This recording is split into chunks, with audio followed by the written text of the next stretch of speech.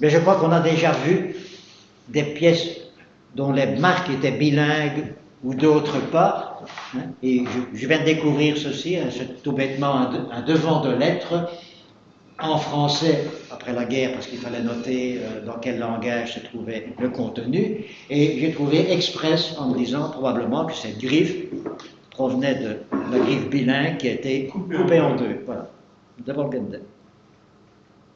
33, unilinguisme. Oui. Oui. 33. Dans le COB, qui n'est pas une référence, on indique que ce timbre n'est pas coté, n'est pas évalué sur document. Et en brocante, on peut trouver ce timbre donc, surchargé, plus 10 centimes, croix rouge. Voilà. Suivant. La même chose. Hein. Une carte postale qui vient d'une poste belge en 16 vers Paris, avec des fameux timbres qu'on voit assez rarement sur document. C'est la première fois que je avec vois, des plus 5 et... Ouais. C'est la première fois que tu vois ça. que je vois ce timbre donc Oui. associé en poste militaire. Mais il y a une particularité. Hein. Il ne pouvait être utilisé que par la poste militaire pour Paris. Ah oui. Enfin, pour l'étranger. Oui, pour l'étranger. Pour l'étranger, parce que ce timbre n'avait pas usage pour l'étranger. Ah, Et oui. plus. Oui. Et donc il est quand même allé jusque Paris. Et il faut voir où étaient les militaires. Ben oui. Oui, oui. C'était en Allemagne. Non, c'était peut-être à Versailles, à la sortie de la guerre. Ah oui, c'est juste après la guerre. Parce que je n'ai pas bien vu la date. C'est marche arrière. 1916. Non, c'est pendant la Non, en guerre. 16, hein, en mars C'est pendant la 16. guerre. Ah oui, c'est en 1916. Donc c'est certainement. Oui, alors c'est ça l'explication. Oui, c'est de Versailles à Paris. Oui. Ok. Je crois. Intéressant. Alors, on a presque tous des lunettes. Hein. Ben, notre ancien souverain est allé à Villevorde chercher sa paire de lunettes. Bon, il y a parfois des petits trucs qui sont excellents. Hein. Les deux hauts de Villevorde qui lui font une belle paire de lunettes. Ils font des lunettes Voilà. C'est joli. de mon oncle. Je suppose que vous votez tous pour cette pièce, hein, la plus comique. Oui, c'est- Vas-y. Excellent. Et alors, j'ai vu dans la couverture de cette revue de ce mois-ci, hein, certains courriers de certaines missions. Bon, il faut savoir que le filleul de mon épouse, le SM Lenoir Philippe, est un militaire de carrière. Il a fait 2-3 missions à l'étranger. Quand il était là-bas, il traitait avec les locaux pour avoir de la nourriture pour les troupes belges.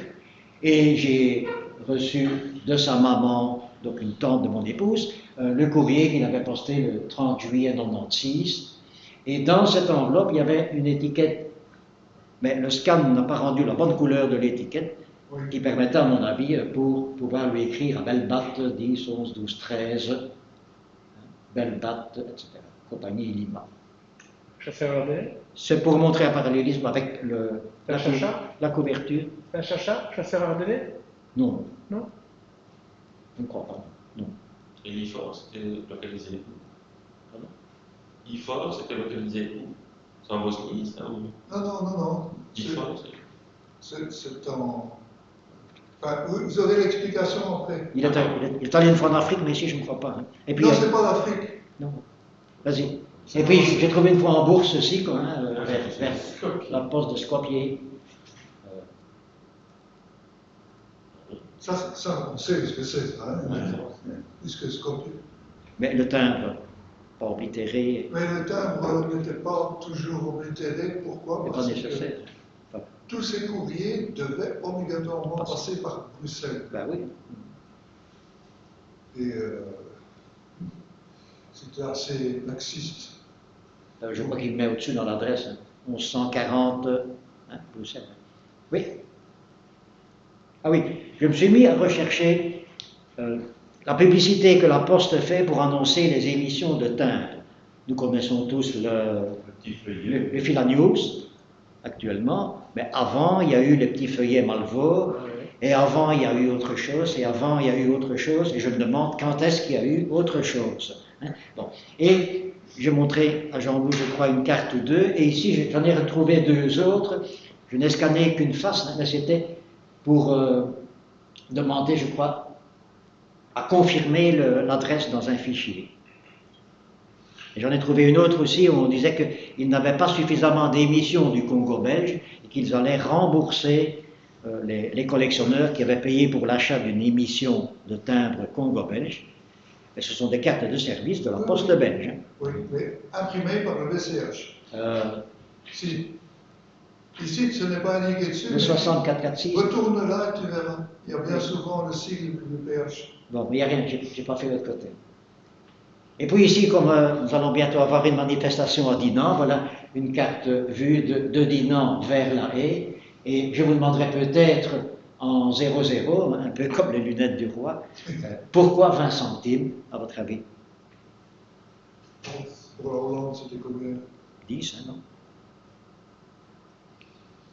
Le tarif, c'était même. Oui, moi non plus. Pas Hein. le tarif, mais Et tu passes à la suivante. Parce que la carte n'est pas considérée comme une carte postale. Tu passes à la suivante.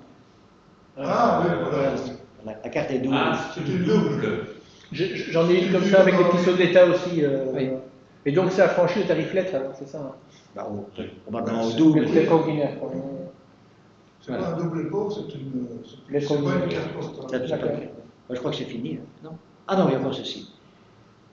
Découvert récemment dans un bête carnet de circulation.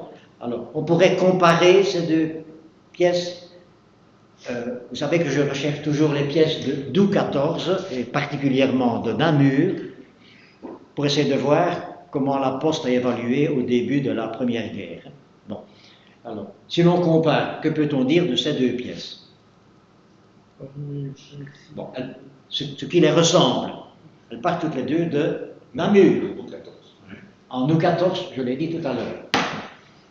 Celle du dessus, elle part de Namur le 15 août 14, entre 13 et 14 heures, et elle arrive à Bruxelles le même jour, entre 23 et 24 heures.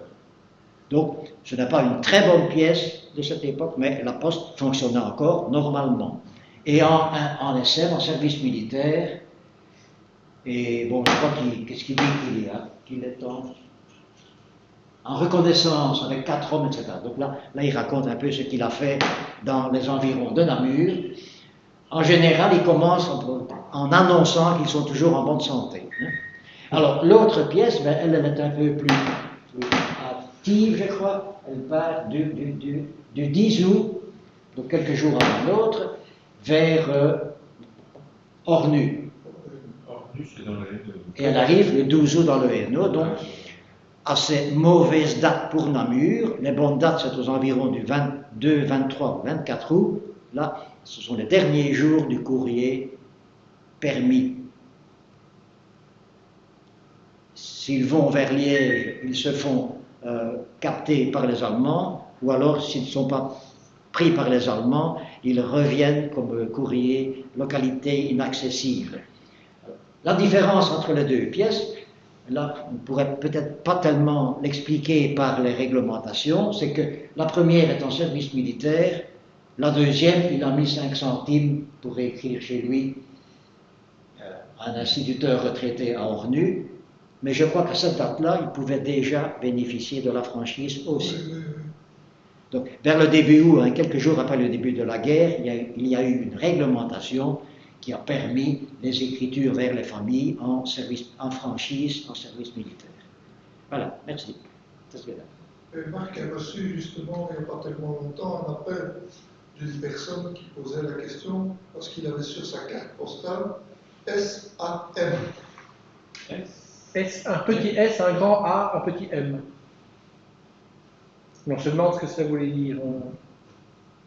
Intuitivement, je pensais aussi à un truc du genre service militaire, mais le A. Mais tu n'as pas lu non? Si, justement, oui, je me suis dit, oui, ça doit être ça. C'est comme ça, c'est reconnu ainsi. Ok. Il y en a plein, hein. Il y a MD aussi. C'est flamand, ça, militaire. Oui, mais il y a des gens qui se posent la question, pourquoi? Parce que tu as des militaires qui se trouvaient à Namur et qui mettent MD au lieu d'SM. Ah oui, il y avait de tout. Il y avait Et des néerlandophones. et des L, Belgische Liga. J'ai déjà vu OAS C'est en Angleterre, ça. en active de service. Ah, ou des Anglais qui sont ici. Hein. Oui, ah oui, oui. Les anglophones. Voilà, je crois que c'est au suivant. Merci, Willy. Voilà, merci aussi. Voilà, c'était pas long. Mais il y avait pas anglais au service de Sa Majesté, je crois. The Queen's Duty, son sous-chef. Jean-Louis ou Daniel? Jean-Louis. Jean-Louis? Et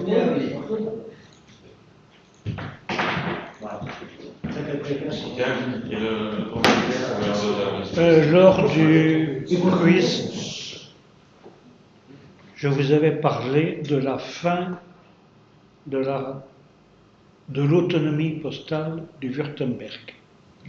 Cette carte-ci est du dernier jour d'utilisation, 31 mars 1902. Oui? Voilà. Non, tu es trop loin. Voilà. Ceci c'est le verso, c'est une carte repiquée.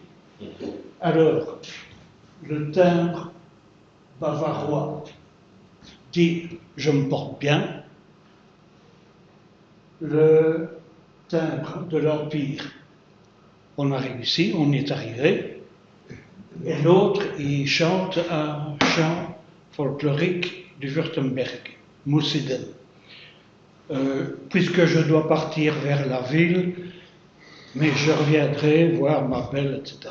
Et un certain Troufion, qui faisait son service militaire là-bas, l'a mis à son répertoire, un certain Presley, le fils de son prénom. Oui, ceci c'est l'ancêtre de la carte postale française. Comme ils savaient faire comme les autres, plutôt que de faire les mêmes cartes postales qu'en Autriche, qu'en Belgique, etc., ils ont imprimé un bout de carton sur lequel il fallait coller un timbre, ou bien sur lequel la poste collait un timbre.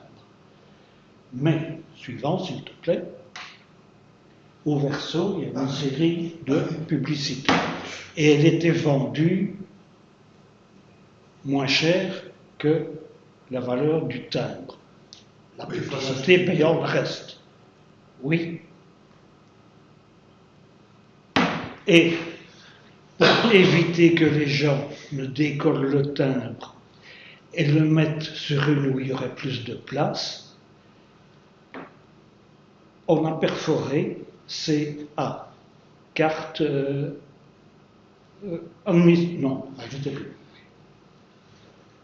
Pour dire que c'est la société, quoi. Hein. Et c'est donc l'ancêtre des timbres perforés. C'est tiré par les cheveux. Oui. Oui. J'essaye. Ça, c'est les Français. Oui. Un antipostale, carte lettre pour la poste pneumatique française, avec réponse payée. Mais comme il s'agissait que ce soit le plus léger possible pour circuler dans les tuyaux, le bon ici était à échanger à la poste pour avoir de quoi envoyer la réponse. Oui. Une oblitérée comme ça, tu ne sais jamais trouvé. Ou on aurait laissé le bon. Oui. Ce serait vraiment un idiot. Hein? Oui et non. Parce que c'est déjà pour élever. Oui, je sais. Alors le gaspillage, enfin on ne sait jamais, oui. Oui. Mais à mon avis, ça ne doit pas être courant. J'en ai jamais vu en tout cas. Même sans bon, c'est pas courant. Oui, même sans bon, mais... D'ailleurs, les pneumatiques sont pas... Ici, c'est une carte lettre ordinaire. Oui. Tu ne trouves pas ça dans une boîte. La carte 6 jointes est destinée à la réponse. Carte vue suivante, s'il te plaît. Et voilà, à l'intérieur, là, il y avait une plus petite carte lettre qu'on détachait et qu'on pouvait expédier par la poste. Oui. Donc la réponse était plus courte que la demande. La réponse devait être plus courte que la demande. Oui. Oui. Non, merci. Mais tu vois, on voit, Elle est plus elle est petite. dentelée à Oui, l'intérieur. je vois bien. Oui, c'est vraiment une carte lettre. Oui, oui. Oui. Alors, ceci, c'est un devoir tout à fait banal. C'est derrière que ça se passe. C'est une carte en volapük. Le volapük est une langue artificielle fabriquée par l'abbé Schreier du Grand-Duché de Bade.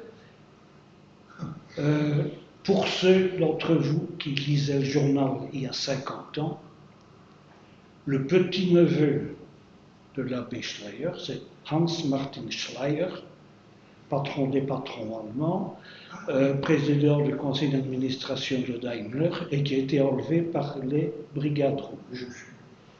Tant qu'à faire, ils ont zigouillé 4 personnes au moment de l'enlever et puis ils l'ont tué aussi et on a retrouvé son corps en France à Mulhouse. Et il a fondé, enfin il a inventé sa langue mais qui était relativement compliquée avec des racines surtout allemandes et anglaises, et il pensait avoir eu une illumination de Dieu, donc il n'était pas question de modifier ce que Dieu lui avait dicté, un peu comme Moïse sur le Sinaï. Bon. 7 ans après, Zamenhof a inventé l'espéranto, qui avait des racines Espagnol.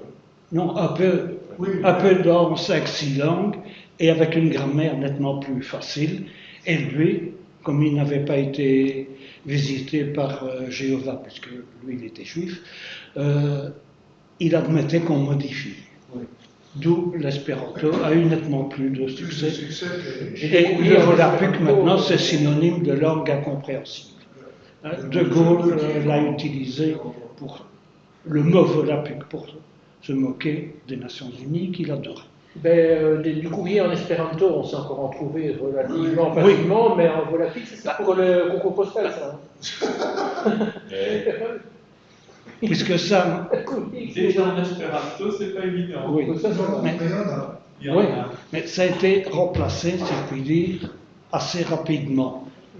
Ça a eu du succès en Allemagne, mais pas beaucoup au-delà. Mais l'espéranto. Il y a eu des congrès d'espéranto en Belgique d'ailleurs. Oui, c'est quand même. Oui, l'espéranto. Et puis ça a été le dada aussi des soviétiques. Ils ont eu des entiers postaux sur lesquels il y avait Kartaya Pochka et la même chose en espéranto. Il y avait plusieurs langues, par exemple russe, ukrainien et espéranto, russe, kazakh, etc. Oui. Alors, ici, c'est un ambulant qui va de... Je vais vous le lire, ne vous en faites pas, ne vous crevez pas les yeux. Biarritzville à La Négresse. La Négresse est un quartier de Biarritz. Donc, forcément, c'est un ambulant assez bref. Mais, le nom est long. oui, justement, maintenant, dans notre société où tout le vocabulaire doit être censuré, sauf dire à sa mère « putain, merde, fais chier », ce qu'on entend à la TV, mais au moins 3 fois par semaine, il faut avoir un vocabulaire parfaitement lisse. D'où il y en a qui sont insurgés. D'abord, pourquoi un tel nom, et 2, est-ce qu'on ne ferait pas bien de s'en débarrasser? Il y avait dans ce quartier-là, début du XIXe siècle, une dame d'origine africaine ou antillaise qui servait dans un restaurant. Quelques années après, il y a eu un restaurant à La Négresse.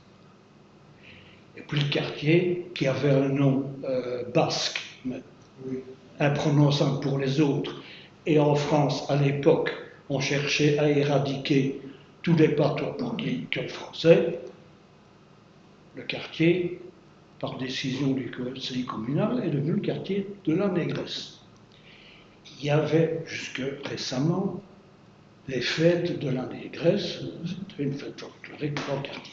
Et il y avait, bien sûr, des représentations peu flatteuses de la Négresse, avec des grosses lèvres, un fessier impressionnant, etc. Nous, il y en a qui sont insurgés, notamment un Africain, un monsieur Diallo, il est sans doute dans un centre téléphonique, puisqu'il dit allô.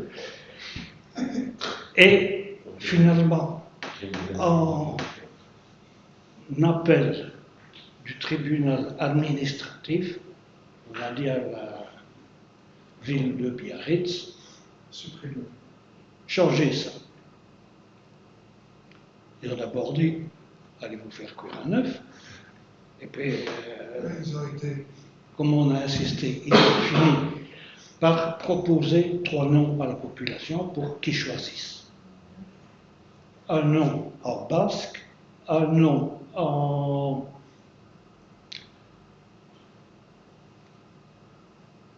une autre langue régionale, peu importe, ça me reviendra. Excusez-moi, mais j'ai des neurones qui lâchent les uns après les autres. Et la 3e, c'était rue de la Négresse. Et c'est ça qu'on a adopté. Bon, alors il y avait une sortie autoroute, Biarritz, la Négresse. La société, les autoroutes a changé. Il y avait la gare, la SNCF a changé, et puis il restait le quartier. Alors le maire a dit, ce ne sont pas des autorités communales qui donnent les noms des quartiers. Il n'y a aucune loi pour ça. Donc on laisse. D'où la rue, c'est rue de la Négresse. Je crois que le restaurant a dû changer. Oui, mais tu sais, à Biarritz, ils disent toujours, les jeunes disent la Négresse et les vieux disent la Négresse. Et dans la conversation, tu n'entends pas la différence. C'est relativement récent, ce changement d'appellation. C'est au XXIe siècle. Le quartier de la Négresse, la gare se trouve dans le bas, mais tout le quartier est en pente. Comme les favelas un petit peu partout. Donc, est-ce que ça avait une idée de quartier noir? Je sais pas. Alors, pourquoi est-ce qu'il y avait une africaine ou une antillaise là-bas au début du XIXe siècle? Biarritz, c'est à côté de Bayonne, qui est un port négrier, au même titre que Nantes, que Saint-Malo. Donc, un des négriers, disons, est l'ancêtre du propriétaire du restaurant. Donc, qu'il ait ramené aussi du personnel, ça reste vraisemblable. C'était peut-être même plus que du personnel. C'était peut-être même plus que du personnel. Je n'ai pas vu de représentation d'époque. Oui. Ici, c'est une lettre recommandée de Dannemarie, qui est une des très rares communes que les Français ont libérées avant 1918. Au tout début de 14, pendant que les Allemands venaient d'un côté, eux, ils ont essayé de reprendre l'Alsace. Ils ont eu quelques communes, mais une des rares qu'ils ont vraiment gardées jusqu'au bout, c'est Dannemarie, et ils ont adopté les étiquettes de commémoration et les habitations françaises et pas celles de l'Empire. Ça se comprend assez bien. Oui. Alors, au verso de la même, c'était adressé à la Croix-Rouge internationale à Genève. vendu par l'Agence internationale des prisonniers de guerre. Oui. Alors, pour ceux qui ne le sauraient pas, Paramaribo n'est pas en Guyane belge, mais en Guyane néerlandaise. Guyane belge. On avait aussi la Guyane. S'il te plaît, On avait aussi la Guyane. Pas très longtemps. on leur a cédé. Beaucoup de choses. Oui, je sais. On l'a cédé. Voilà, c'est Oui. en échange de notre indépendance. Et ça, c'est le côté vu de la carte. Oui. Franchise militaire, agent belge de la régie stationnés en zone française. C'est donc quand les Belges et les Français ont occupé la deuxième fois les zones occidentales de l'Allemagne. Ils sont d'abord allés en 19, enfin, oui, disons 19, et puis ils sont repartis. Mais quand il y a eu des refus de paiement, ils ont été se servir, ou ils ont essayé. Et le cachet qui n'est pas très bien marqué, c'est postes armés, entrepôt Mayence. On en avait parlé lors d'une conférence qu'on avait faite sur l'inflation allemande, sur l'hyperinflation, où une des causes de l'hyperinflation, c'était justement le fait que l'Allemagne était étranglée complètement par la dette et que pour ne rien arranger, justement, tu avais les Français qui, lorsqu'ils étaient en défaut de paiement, avaient envahi le bassin de la Roue, ce qui avait accéléré l'hyperinflation. Je ne sais pas si vous vous souvenez, pour faire leur accord. Et on leur avait déjà confisqué la Sarre, Oui.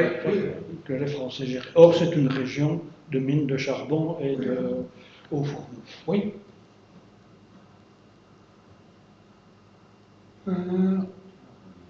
La France a accordé le même tarif pour ses colonies qu'en régime intérieur. Pour le courrier ordinaire, par voie de surface. Le courrier aérien, il fallait payer le supplément avion, bien sûr. Et donc, c'est une lettre qui remplit les conditions. C'est à destination de Pondichéry dans les Indes françaises. Oui.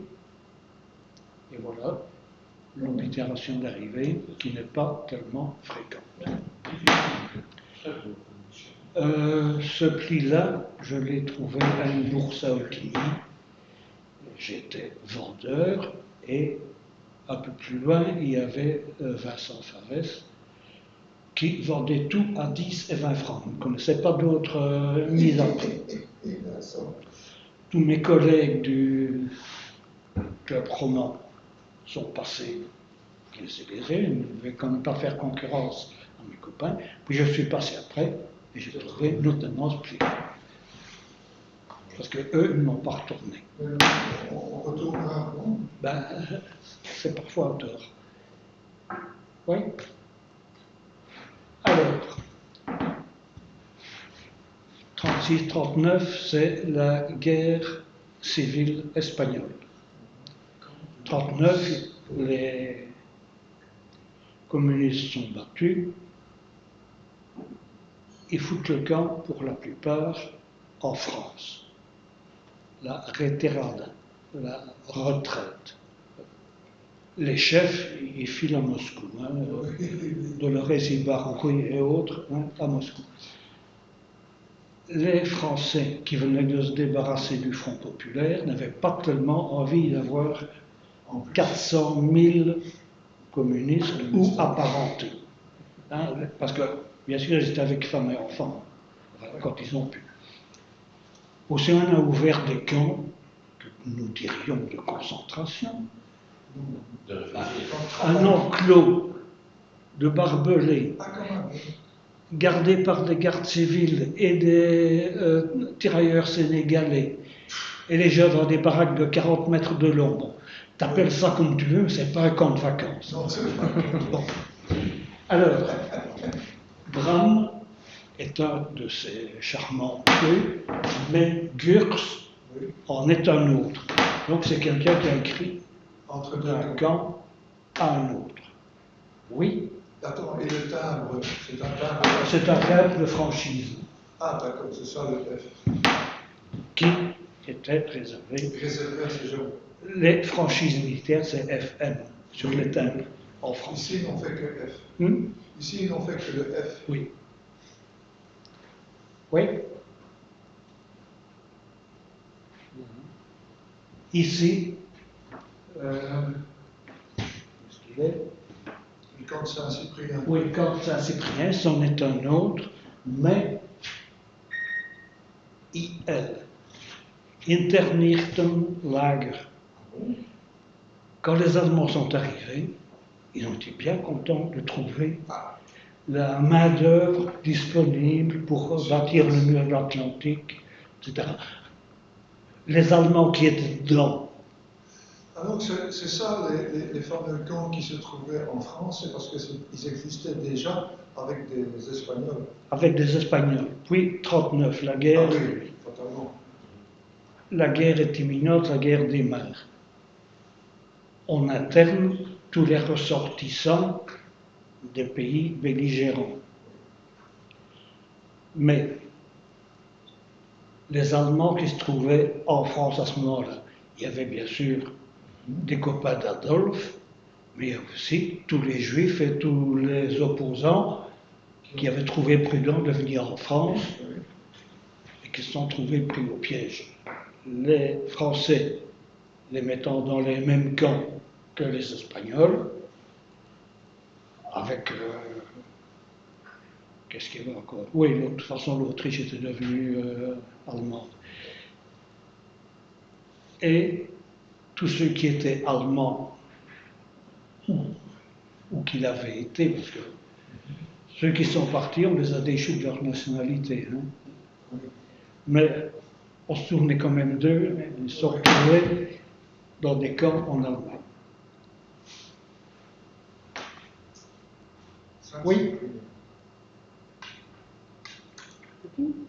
C'est la dernière? Oui. C'est tout. Alors. Ouais, c'est tout. Et oui, c'est adressé à un monsieur Zabina. Et je pense qu'il était polonais.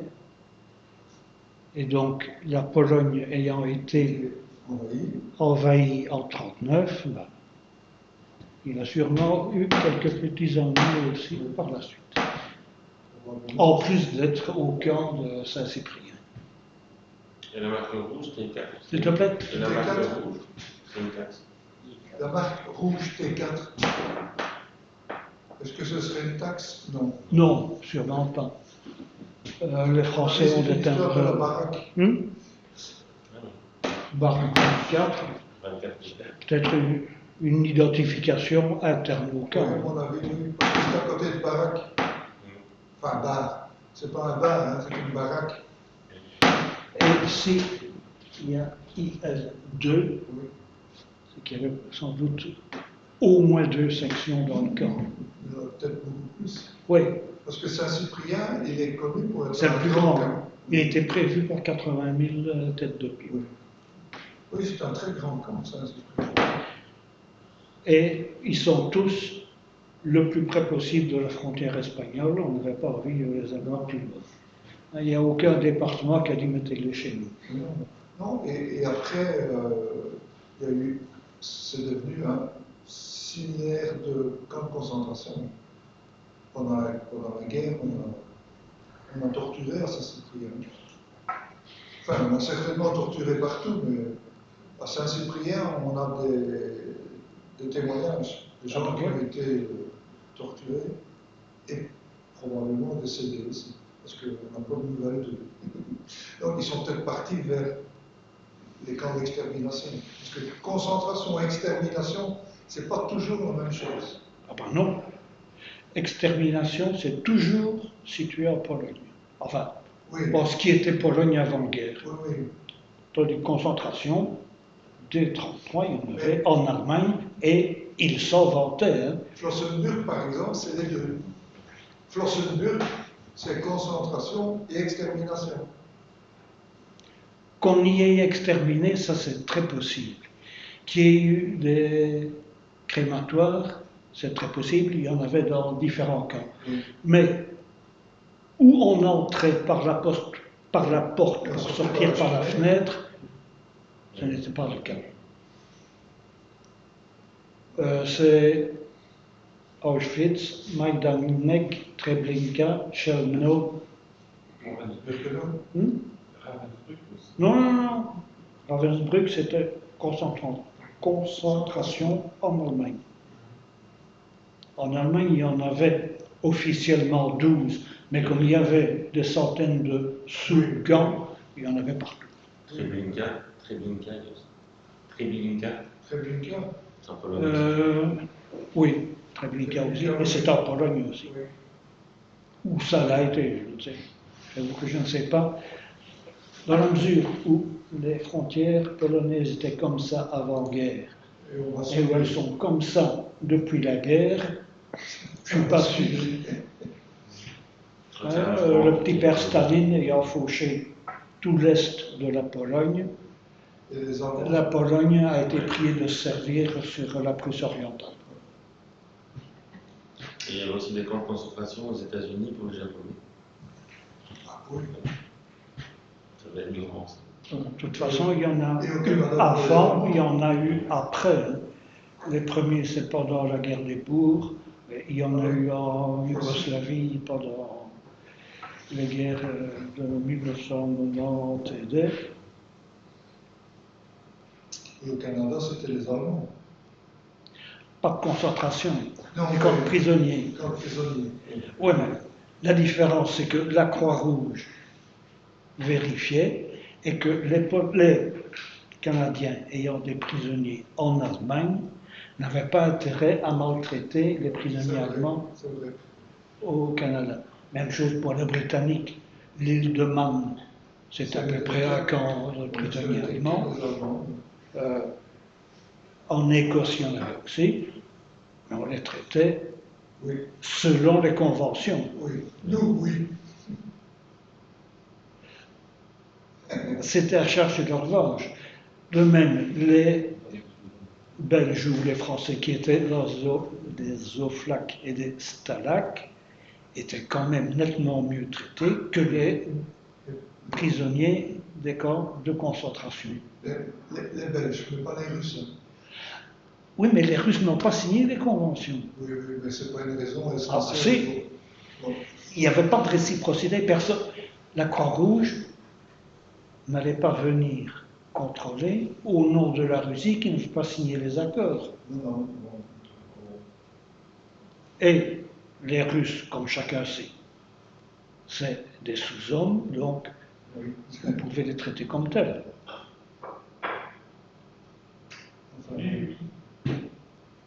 Oui, merci, Jean. Je vous en prie.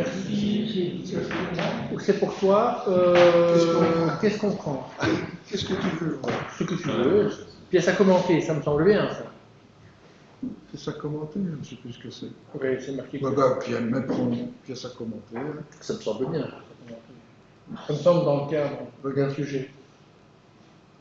Ça te va celui-là? Oui.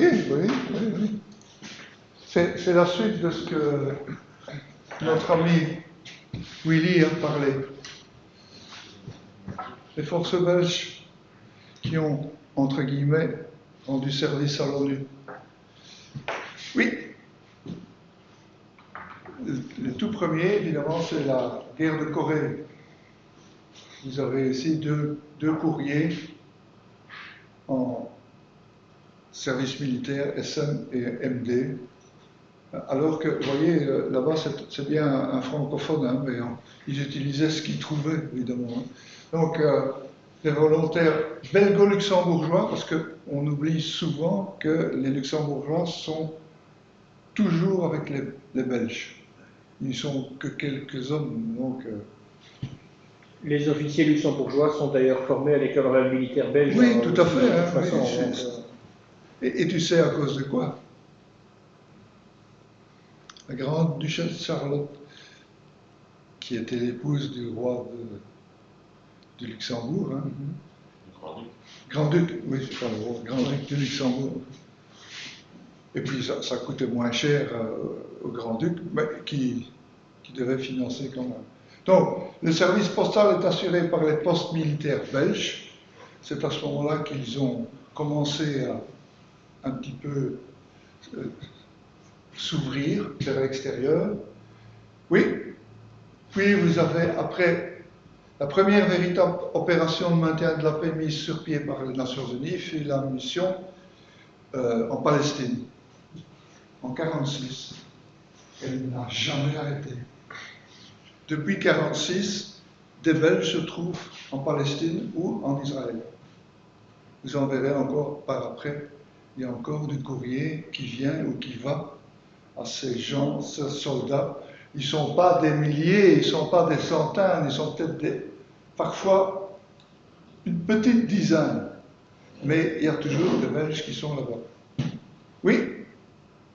Alors, en 60, Oui.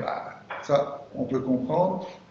Nos forces métropolitaines réformées par les régiments paracommandos, ils vont sauver pas mal de gens quand même là-bas qui allaient se faire raccourcir. Les forces de organisation, ça s'en est pas bien. Ça. Oui. De 60 à 64. Alors, il y a toujours des abréviations ONUC, Organisation des Nations Unies du Congo. C'est les premières lettres. Mais ça, c'est en français.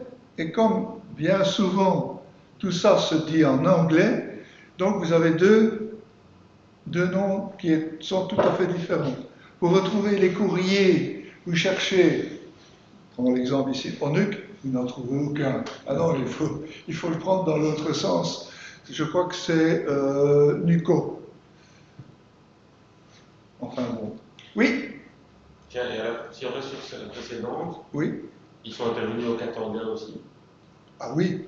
Et donc ça existe, avec un timbre du Katanga. Peut-être. Écoute, c'est déjà tellement difficile de tout trouver, mais peut-être bien qu'il y en a avec le Katanga. Mais je dois te dire que je n'ai jamais cherché avec le Katanga parce que pour se payer un pli du Katanga, il faut sortir quelques billets verts. Oui. Alors, vous voyez, c'est la même chose ici avec le Pakistan, depuis 1949, mais vous allez voir, c'est 1993, donc de 1949 jusqu'au moins 1993, il y avait des militaires là-bas, hein, des militaires belges. La seule différence que vous pouvez avoir, c'est des timbres du courrier belge adressés chez eux, mais parfois uniquement à Bruxelles avec une adresse Pakistan, par exemple. Pourquoi il y a le M en dessous de SPA M. Ça représente quoi le M? C'est le bureau. Le bureau M, oui, c'est l'habitude, le bureau il n'est pas indiqué à cet endroit-là. Mais il y a A, B, C, D, E, F, G, H, jusque M. Oui, mais. Ok. C'est un guichet. D'habitude, on voit plus sur le côté. Mais... Ah non.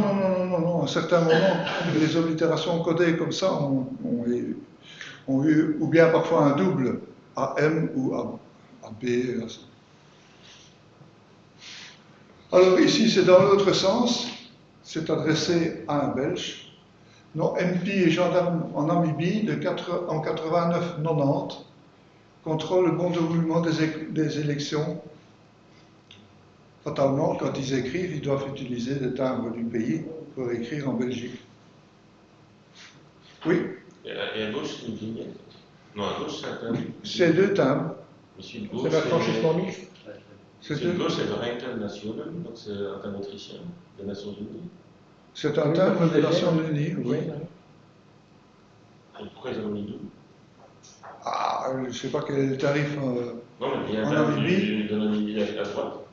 Oui. Et à gauche, il y a un timbre des Nations Unies. Mais peut-être que ce document, tu vois bien que c'est du fabriqué. Hein? Le gars, il a envoyé ça probablement à un collectionneur de ce genre de documents. Et il était oblitéré de la localité, la Windhoek. Et puis, il est allé au bureau des Nations Unies local, à Dancon. Et là, on a mis toutes les marques que tu vois. Oui. Alors ici, un bel bat, c'est le bel bat combien celui-là? Bon, à mon avis, c'est le 1 ou le 3. Parce qu'il y en a eu 16 de bel bat. Donc, ça va en Croatie, et ça vient de Croatie en Belgique. Donc il y a les deux ici. Évidemment, celui qui vient de Croatie, le gars, il a été avec ce qu'il avait. Donc il y a un timbre belge, deux timbres croates, je crois. Hein. Croate. Et il est allé au bureau des Nations Unies. Tous ces trucs-là, c'est souvent des chipotages. Hein. Sauf ceux qui partent. Ceux qui partent, ici, il va directement, enfin, si on veut dire plus ou moins directement, vers la Croatie, mais il passe toujours par Bruxelles. Le bureau centralisateur, c'est Bruxelles 1, qui lui envoie ça dans des courriers spéciaux, dans des enveloppes spéciales, vers les militaires. Oui. Vous aviez ici la même chose, mais ici c'est par Genève, par la Suisse. Donc, une mission d'observation maintien de la paix au Libéria en septembre 93 jusqu'à septembre 97. Et vous voyez, Monrovia au Libéria, c'est un major, et on adresse ça en Suisse parce que c'est en Suisse qu'on a regroupé, qu'on a envoyé le paquet à ces gens qui se trouvaient là. Je crois qu'ils étaient 3, Monrovia. Hein. Pour avoir des courriers de ces gens-là, c'est pas toujours évident. Oui. S'il y avait 3 Belges, il y avait un demi-luxembourgeois. Ah non, c'est pas chaque fois des luxembourgeois, mais il y en avait. Alors voilà les étiquettes, il y en a de toutes les couleurs. Hein. Ici c'est la Somalie, Mombasa. Alors, vous voyez bien souvent dans ses courriers, dans le coin inférieur gauche, l'abréviation de Mombasa, MBA, Mombasa, et en haut, ou un rond, ou un triangle, ou un plus, ou un égal. Alors, j'ai déjà essayé de savoir ce que c'était, je n'en sais rien. Je ne sais pas vous expliquer, mais c'est pour faciliter le tri, apparemment. Donc, je m'imagine qu'il doit y avoir des compagnies, la compagnie ronde, compagnie plus, la compagnie triangle. Hein. Vous savez comment c'est l'armée? C'est contingencé. Ça restera inscrit militaire, on ne révélera pas. Ça va, d'accord. Oui, la Somalie, une ensemble. Alors, la Somalie, il y a un détachement interarmé américain qui a eu un gros souci là-bas. Et ça a déclenché évidemment une petite guerre locale. Et vous voyez, c'est le 3 ou 4 octobre, et moi j'ai un courrier du 4 septembre. Donc c'est vraiment là-bas. C'est vraiment tout près. Et famille Stubé, mais que j'avais un collègue qui s'appelait Michel Stube, on disait Stubé, et c'était un cousin, lui, à qui j'ai parvenu à avoir une ou deux lettres, mais pas du 4 octobre, fatalement, hein, parce que là, ça a été le blackout le plus complet. Hein, fatalement, ils étaient. Alors, ça c'est la première, Unisom 1, Unisom 2, se terminera en 95, et là vous voyez le Zinia, un des vaisseaux belges qui est allé en Somalie pour déminer les eaux, pas sur le terrain, pour déminer les eaux. Alors, à mon petit matelot préféré, donc je suppose que c'est le papa qui écrit à son fils. Une supposition qui doit être certainement exacte. Oui. Alors celle-ci, c'est Belbat 3, Belbat. On n'a pas fait tous les Belbats des Belges, mais le 1, le 3, vous avez le 6 aussi, et vous avez les dates, toujours en Croatie. Oui. Alors, opération Bosnia Route. Bosnia Route, en réalité, c'est une route qui a été marqué par le bombardement d'un marché à Sarajevo, qui a fait 68 morts. Fatalement, l'OTAN a riposté, il y a eu des massacres à droite et à gauche. Vous voyez, c'est Sarajevo le 5 février, et moi j'ai un courrier du 8 février. C'est pour ça qu'ils ont mis Opération Bosnia-Rod dessus, pour bien préciser que c'était pendant l'opération armée. Quoi. C'est marqué aussi au-dessus en haut à gauche. Hein. Alors ça, c'est la personne, ils doivent toujours indiquer leur nom et leur grade pour Oui, il y a aussi justifier. marqué Bosnia-Rod. Ah oui, oui, oui, Ouais. oui, mais il faisait partie de la Bosnia-Rod. Oui. Alors ici, en Autriche, organisation chargée de la surveillance de la trêve de Syrie, en place à Damas. Et pour y accéder, le courrier doit passer par Vienne. Ne me demandez pas pourquoi, à mon avis, la seule et unique raison, c'est que le contingent le plus important des troupes sur place, c'est des Autrichiens. Et c'est pour ça qu'on regroupe ça. Tout à l'heure, c'était la Suisse, c'est pas parce que c'était des troupes suisses, hein, c'est parce que les Nations Unies ont un bureau en Suisse. Dans l'Autriche aussi. Quoi dit ? Dans l'Autriche aussi. Oui, oui, mais ils en ont un peu partout, tu sais. Je crois que le code postal 1500 s'appelle le bureau des Nations Unies en Autriche. Mais tu vois, il est Osbad-Undorf. C'est une localité, mais je n'ai pas vu qu'à Osbad-Undorf, il y avait un bureau des Nations Unies. Tu vois, Osbad-Undorf. Oui. Alors, c'est quoi ça? Ah, c'est celle qui est en Israël. C'est les deux malheureux Belges qui se trouvent de l'autre côté. Ils se trouvent en Israël, eux. Et ils n'étaient que deux. Je parviens quand même à avoir un courrier, capitaine Temmerman. Oui. Et la parité linguistique était respectée. C'était un wallon. Je n'ai jamais fait attention à ça. Mais les deux. Mais oui, c'était un wallon et un flamand. Ici, c'était Temmerman. Mais il parlait très bien le français. Je peux te le certifier parce que je l'ai connu. Vous voyez, une prof d'un côté est fort pronu. En fait, c'est la même chose, hein. Mais c'est en United Nations Protection Force. Et dans l'autre sens, Force de protection des Nations Unies. Et un rond plutôt qu'un plus ou un. Ici, un petit rond. Et en dessous, ER. C'est pourquoi ER. Attends. ER. En général, c'est la reine Elisabeth. Oui, je sais, mais pas pour les militaires. On le verra peut-être plus loin, parce qu'il y en a d'autres, il y en a pas mal de ER. Alors, en nouveau, Belbat 10, force de déploiement préventif en Macédoine. Ça a été pendant quelques années, hein, mais c'est Belbat 10. Le cachet, tu vois, il est aussi commandant Belbat 10, dans le fond, dans nos. Et alors, il est mis aussi Belgian Bataillon, Unité de Nation, Belim Monastir. C'est là où il se trouve. Monastir. Oui. Vous avez dans le coin chaque fois la date aussi. Alors, ici, ça c'est quelque chose de particulier aussi. Le Marines Corps Basse, MCB, quand le jeune, ou quand.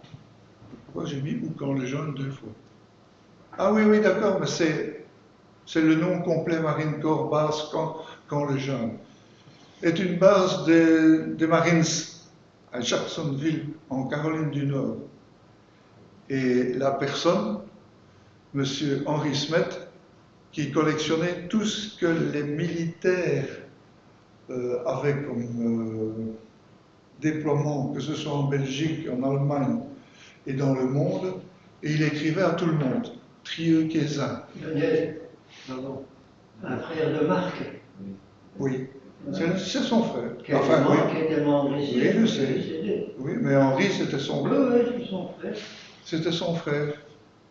Et il écrivait à Sergent d'Arcy, et fatalement, bien souvent, ces personnes n'existaient pas. Donc, il faisait des recherches là-bas, et on a collé une étiquette pour dire qu'il n'est pas connu. Et on a collé l'étiquette sur l'adresse de la personne. Et c'est revenu à Mont-sur-Marchienne, à Montigny-sur-Sambre. Oui. Alors, plus de 20 000 personnes étaient tuées ou blessées à la suite de l'accident Uxo, pour la période 74-2008. Uxo, là-haut, vous voyez, commandant Pierre Favresse, Uxo, là-haut, post-office box, travaille dans les 9 provinces les plus fortement contaminées en munitions non explosées dans le pays, donc au Laos.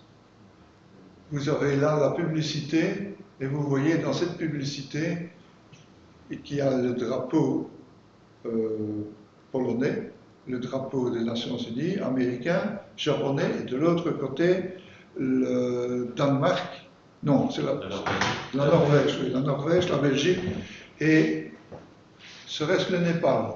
Non. Non, il est, oui, C'est la Thaïlande. Thaïlande, ou le Laos. C'est le Laos. C'est le Laos. C'est le Laos. C'est le Laos. Donc il y a eu 20 000 personnes qui ont laissé la peau après la guerre, en fait. Hein. Oui. Ou ça ne venait pas. Hein. Alors, ici, c'est un conseil d'assistance de l'ONU à Accra, au Ghana. Oui. Alors, cette lettre ne possède pas de traces autres de l'ONU. Donc, j'ai dû prendre un autre document, mais qui n'est pas belge, malheureusement. C'est des coordinateurs qui se trouvent là-bas. Et c'est à nouveau notre M. Temmerman, qui n'était que parti à 2 là, en Israël. Et ici, il est au Ghana. Oui? Et c'est marrant parce que ça passe par l'ambassade des États-Unis. Ben, ça passe par où ça s'est passé. Si on devrait faire le trajet de chaque lettre, tu peux passer chaque fois une soirée pour chaque lettre. Alors ici, vous avez du courrier d'Albanie, comment je veux dire, AFOR qui correspond à, comment je veux dire, mission humanitaire pour les réfugiés du Kosovo en Albanie, Albanie Fort, hein, et ça part du domaine royal de Sirnion. Tu devrais avoir ça dans ta collection, Willy.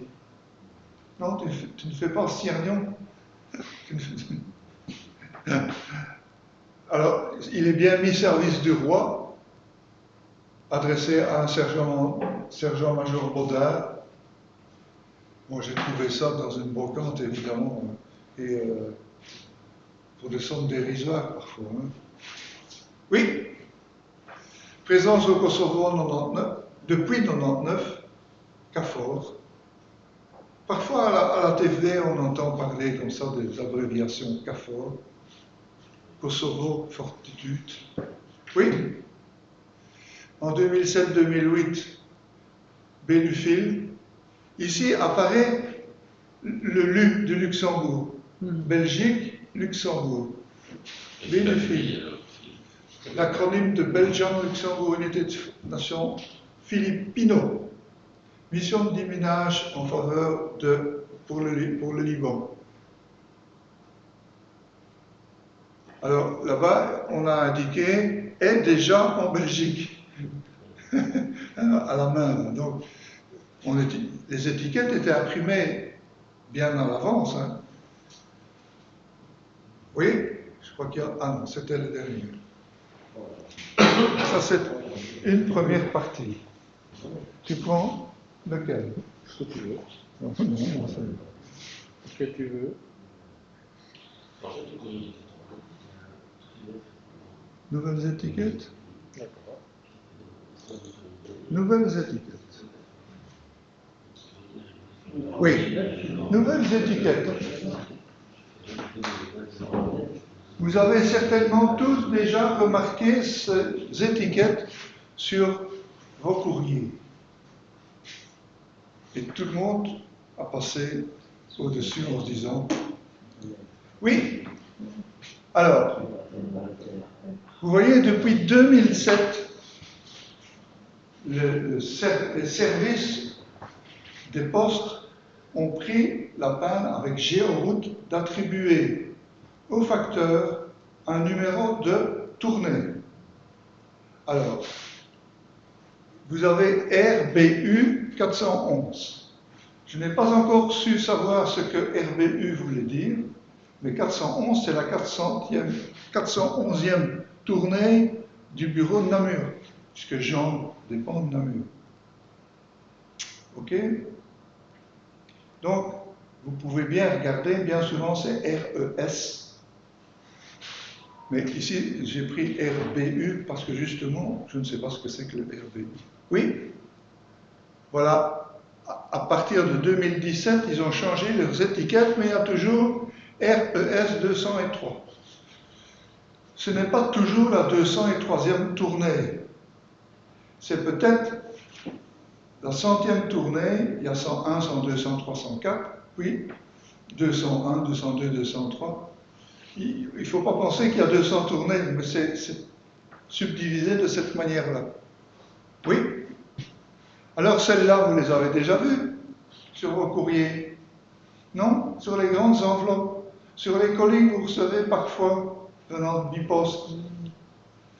Il y a RES, à nouveau, toujours, 311, c'est la tournée, et le 415 que vous voyez là, sur la gauche, en fait, c'est le numéro de votre habitation, mais pas le numéro de la maison, le numéro de votre habitation par rapport à la tournée. C'est peut-être le 15e colis que le facteur a à vous remettre. Parce qu'en plus, les couleurs dépendent du moment où ça a été trié. Le tri du matin a une couleur, le tri du midi a une couleur, le tri du soir a une couleur. D'accord? Alors, no match, je ne sais pas pourquoi, mais il y a beaucoup de no match en dessous des étiquettes avec RES 311. Donc, pour l'instant, on est encore en train d'étudier. Ça a commencé en 2020. Et donc, le 415, c'est le numéro de ta maison. En fonction de la tournée. En fonction de la tournée, c'est un numéro, voilà. Le colis sera qui fait toujours le lendemain, différent. ce ne sera pas le même numéro. Voilà. Bah, parfois, oui. C'est Oui, peut-être un effet du hasard. Okay. Alors, vous voyez, après, il y a toujours RES avec un numéro, et en dessous des lettres. Donc, je ne sais absolument pas vous dire à quoi ça correspond. Et RES, ça veut dire quoi? L'abréviation RES, on ne sait pas non plus. On ne sait toujours pas non plus. Pourquoi RES? Et figure-toi que chaque fois qu'on pose la question à un facteur, Ouais. ou bien il répond « je n'en sais rien », ou alors c'est réservé en service interne. Mais si c'était ça, ce serait différent flamand. Non, c'est pas. Ah, ça passe. Parce que réservoir flamand, ça se dit pas réservoir. Non, mais en anglais. Ah, on est C'est en anglais. Tout, à mon avis, tout est en anglais. Pour ne pas en avoir deux. Tu comprends? Parce que IZ, qu'est-ce que ça peut bien être, IZ? Et alors, il y en a de deux couleurs différentes, et il y en a avec le code postal au-dessus. Parce que 3110, là, c'est bien un code postal. Mais on ne sait pas pourquoi. Oui? Alors, vous avez maintenant les QR codes sur ces étiquettes. En haut, là, vous avez toujours le RES, avec le numéro à côté, hein, je ne sais pas moi, je vais dire 600 quelque chose. Puis, c'est pas I5, c'est 15, toujours 15. Et 473, c'est la maison. dans la tournée, quoi. Hein. Le suivant, A45 4G, ça c'est toujours des grands colis. Et certainement lourds. Est-ce que les 4G voudrait dire 4 kilos? Malheureusement, quand on me les donne, il n'y a plus rien dans la boîte. Alors les deux du dessous, là, ça, on n'en a vu que deux jusqu'à présent. C'est sur les étiquettes je vais dire de la Stèle, mais les étiquettes que la Poste utilise pour imprimer. Ah, vous avez vu, maintenant on utilise des étiquettes qu'on imprime et qu'on colle dessus. C'est indiqué dessus. Et il y a aussi le RES chaque fois. À Bruxelles, le RES est imprimé par une machine sur tous les courriers. J'ai reçu ces étiquettes, enfin, ce n'est pas des étiquettes, ces courriers de Philippe Lindekens et 636, toujours 636, c'est la tournée de son facteur, et 100, c'est parfois chez lui. Donc, le 100 voudrait dire que c'est lui le premier à recevoir un colis ou une lettre. Donc, c'est le 0, le premier. Voilà. Si jamais vous en avez, ne les jetez pas. Mais j'en ai trouvé sur tes recommandés que tu m'avais une fois donné. C'est pour ça que dorénavant, je vais être attentif. Mais il faut toujours tout garder. Avec des codes un peu particuliers, des étiquettes un peu particulières, oui. Je vais être coté pour toi. Tu disais, Marc? Et comme ça, j'en ai déjà vu passer plein, mais on oui. Et ça va à la poubelle. Ah, mais voilà, mais chez moi, rien ne va à la poubelle. Oui, ça va à la poubelle après un certain nombre d'années, quand on sait ce que c'est, tu vois. Mais j'ai un très long listing avec tout ce qu'on a trouvé. Parce que j'ai commencé il y a pas longtemps, hein, mais comme j'ai amassé. Mais ce qui pose problème, c'est souvent que dans les colis en tout cas, c'est mis un peu n'importe comment, et que donc quand tu ouvres le colis, tu as mis les étiquettes. En tout cas, maintenant, j'ai dit à mon épouse... Tu devras faire attention. C'est ça, elle avait reçu quelque chose, je ne sais plus quoi. En tout cas, c'était une boîte. Oui, et oui, je sais. Ouvrir, parce que c'était la zone où il fallait ouvrir. Bien souvent, l'étiquette, elle ferme la boîte. Fait la fermeture. Donc quand tu l'ouvres... Voilà, exactement. Et je lui ai dit, écoute, fais attention parce que je crois que Daniel en a déjà tellement. En retard parce que je lui ai dit, et tu ouvres. Daniel attend que personne Parce qu'il y a moyen d'ouvrir autrement, mais ça demande de c'est marrant parce que je dirais qu'ils utilisent ça comme élément de... On ne fait pas changer la recherche. Ah oui, les banques journaux, on fera à l'époque, c'était difficile d'en entière, tout simplement parce que on devait, entre guillemets, déchirer la banque journal pour récupérer. Oui. Ce sont uniquement des colis de Bipost. Pardon? Ce sont des colis de Bipost. C'est toujours de la poste. C'est pas de la chaîne ou d'autres. Ah non. Mais attention, il faut faire attention parce que parfois DHL ou d'autres remettent leurs colis à la poste. Hein. Oui, j'ai déjà eu des colis de Amazon qui sont reliés à la poste.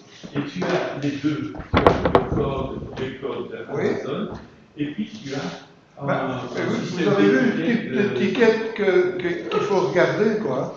Il ne faut plus acheter à Amazon. Il faut acheter au petit magasin du coin. Oui, aussi. Encore faut-il. Bon, alors,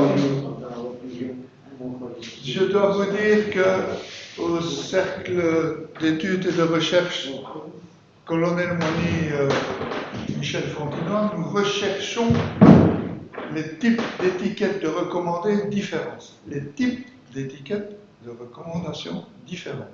Pour en faire un listing. La première connue, enfin la première date connue et la dernière date connue. Oui? Voilà. Le listing existe, mais il faut le compléter.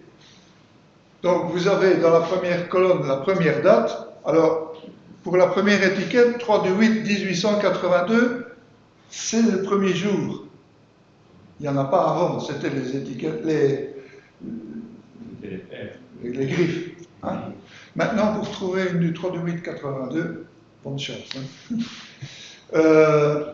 La deuxième colonne, je mets le propriétaire. Comme ça, je sais lui redemander pour avoir éventuellement son pli. Quand on aura, après quelques années, on aura la première date et on aura la dernière date. Peut-être qu'on en trouvera d'autres, mais on aura plus de certitude sur les deux dates.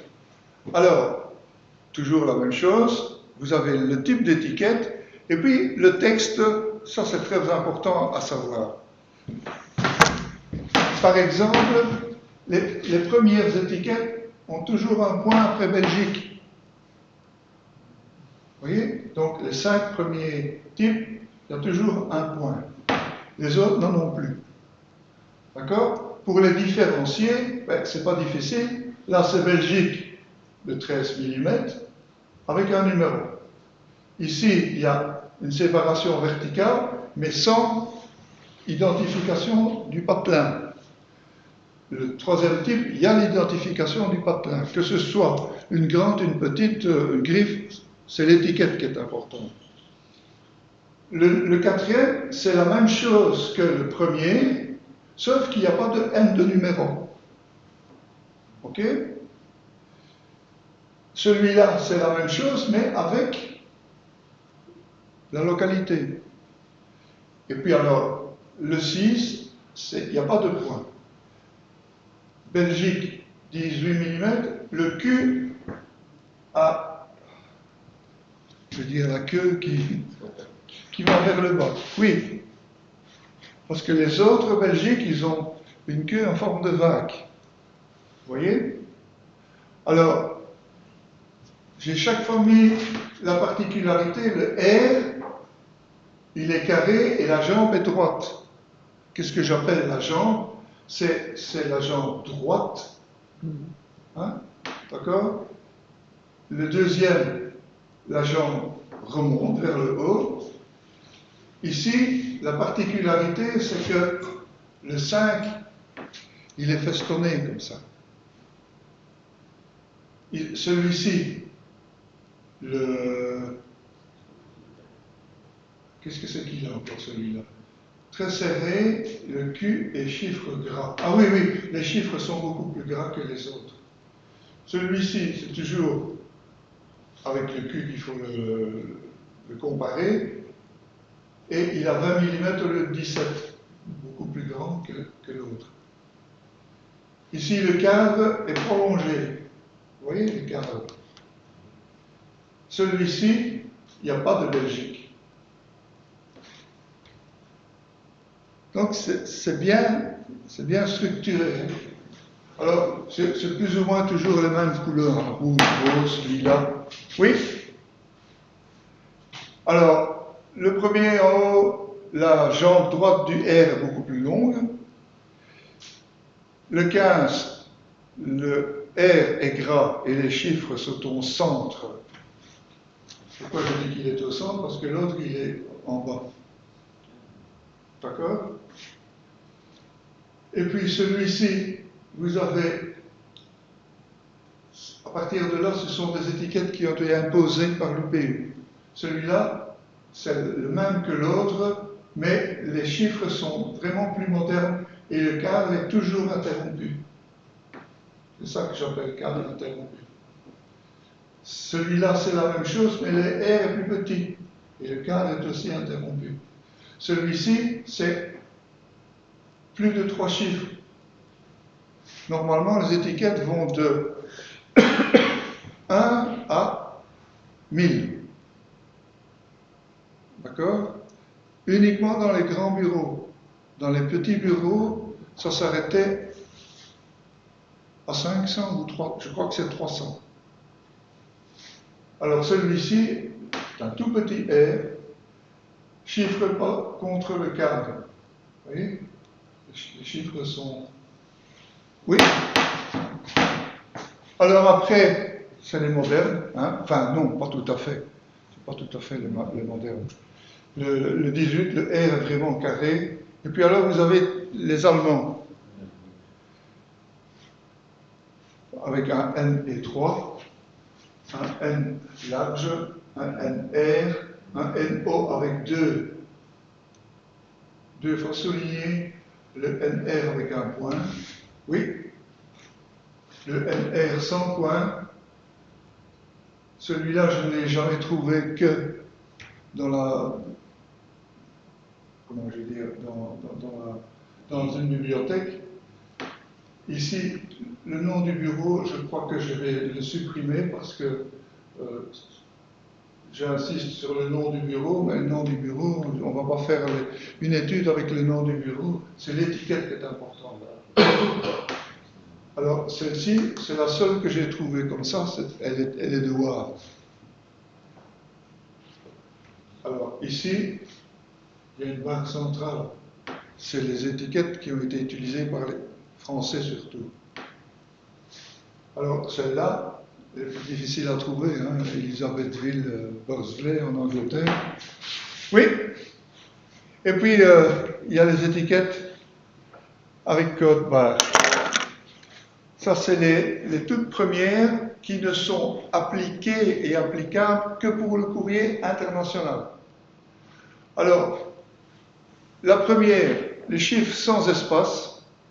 La deuxième, c'est RR, puis en espace, les chiffres. Vous voyez? La troisième, il y a la localité et puis la numérotation. La quatrième, RR, et tous les chiffres se tiennent sauf le dernier qui est tout près du BE. Et le dernier, c'est autre que RR, c'est RA. Il y a RE et RC aussi. Oui. Et puis alors, je ne vous dis pas, il y en a toute une flopée hein, avec les codes barres. Et ça, en 10 ans, 10-15 ans, il y en a eu tant qu'on a voulu. Hein. Celle avec le carré RE rouge et les chiffres en noir, c'est dans la région de Wavre qu'on les a testés. La Poste a décidé que c'était le bureau de Wavre qui les testerait. Et ça a été la grosse pagaille. Normalement, vous voyez, non, on ne le voit pas, c'est pas facile.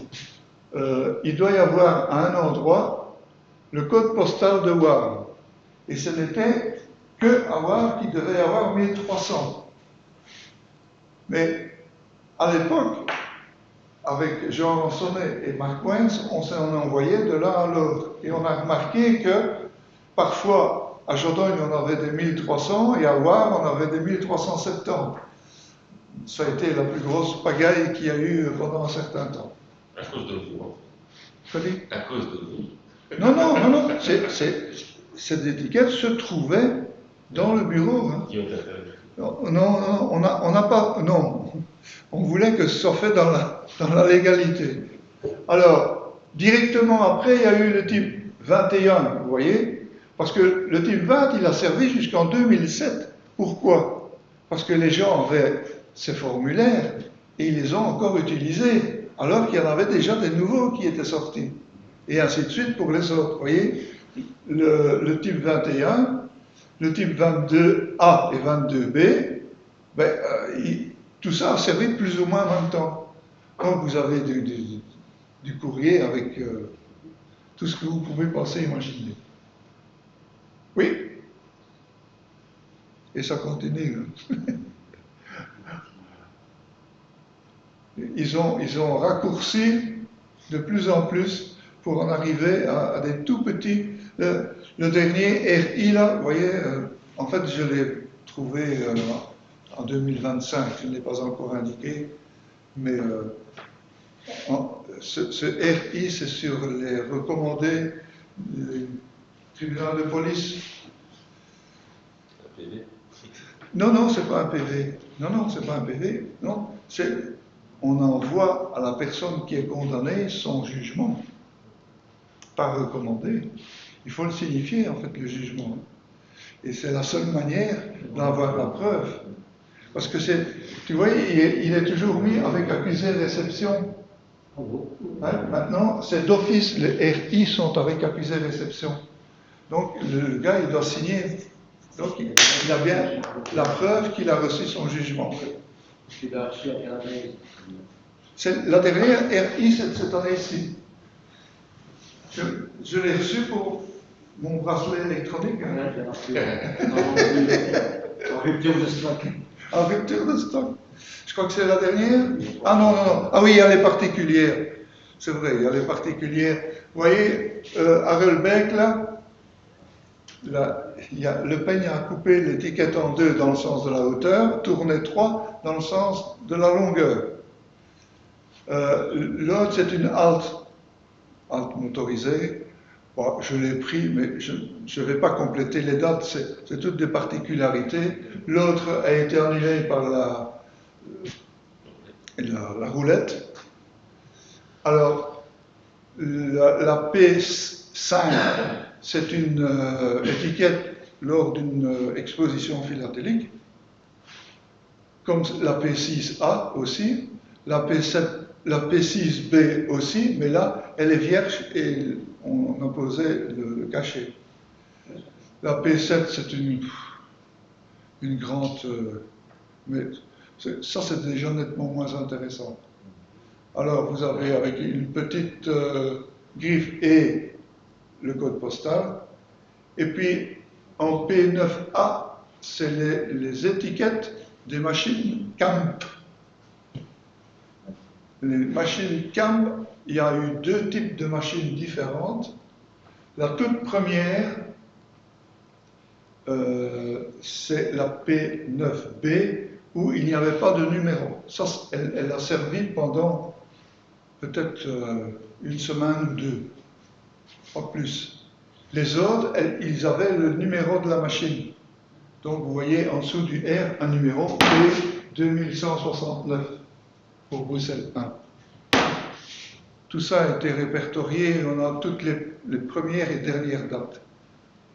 La même chose pour la machine Moog, qui était utilisée en essai à Namur. Et vous avez là le R qui est en noir, alors qu'il ne pouvait pas être en noir, il aurait dû être en rouge aussi. Mais comme la machine imprimait en rouge, ils ont voulu différencier pour qu'on remarque que c'est un recommandé. Alors voilà, mais bon, vous avez les plis avec les types d'étiquettes. Hein. J'ai commencé tout doucement, mais oui, il y a des choses intéressantes. Hein. Il faut encore les expliquer, mais le but, c'est surtout l'étiquette et pas le reste. Comme celle-là, celle avec les colonies, là, dépôt du timbre de Malines, ils avaient une étiquette bien particulière. Ici, c'est une étiquette manuelle, ils n'en avaient probablement plus. Là, c'est, comme on m'a dit, les FDC qui ont été faits pour les fameuses vignettes. Vous vous souvenez, il y a une série de vignettes qui ont été vendues en carte, là. 37 090 de recommandés. S'il y a vraiment eu 37 090 recommandés, la Poste a fait fortune. Hein, parce qu'il y a 37 000 idiots qui ont acheté ces vignettes. Et puis alors le bureau automobile ici, ça n'a rien de particulier, l'étiquette n'a rien de particulier à part que c'est le bureau automobile A. Voilà. On met Charlevoix ou bien on arrête? Vous voulez encore en voir un? Il faudra que je te montre. J'ai une étiquette type français avec un nom belge mis dessus sur un courrier belge. Et on m'avait expliqué à l'époque, mais il faut que je retrouve ce document, que c'était par manque d'étiquette qu'ils avaient eu une étiquette française. C'est dans les années 30. Mais il faut bien se dire que les localités belges qui n'ont pas été envahies hein, ont dû utiliser du matériel français aussi, puisqu'ils étaient tout près. Ils remettaient. Tu comprends? Et donc, je ne sais pas si ça t'intéresse. Normalement, ils devraient garder les étiquettes, mais comme ils n'avaient plus accès au stock. Ah oui, c'est ça. Donc, c'est ça il y en a parfois qui ont utilisé. L'étiquette type français. Oui. Quand j'avais acheté ce document, il était marqué. On arrête? Oui, je Charleroi pour la prochaine fois. Ok, merci. Ben, merci tout le monde. Donc, voilà. Donc, si je comprends bien, je vais fouiller dans les documents pour Oui, fouillez d'abord.